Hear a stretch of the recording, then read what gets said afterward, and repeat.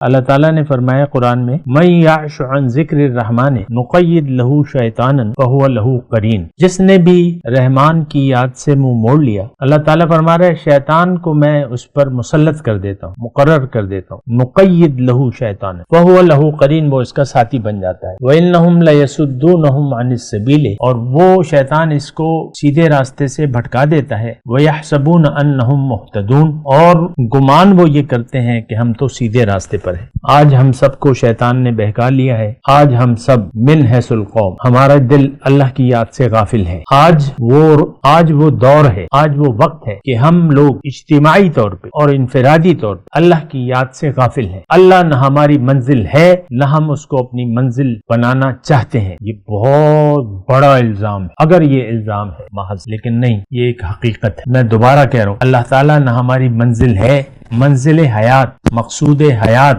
محبوب واحد، مطلوب واحد اللہ تعالیٰ ہمارا نہیں ہے، نہ محبوب ہے ذات باری تعالیٰ ہماری، نہ ہمیں محبوب ہے، نہ مطلوب ہے، نہ مقصود ہے۔ اب یہ تینوں درجے اگر آپ اس کو نہیں دے رہے تو وہ آپ اس کا کہنا بھی نہیں مان سکتے، آپ تو محبوب اشیاء کا کہنا مانیں گے۔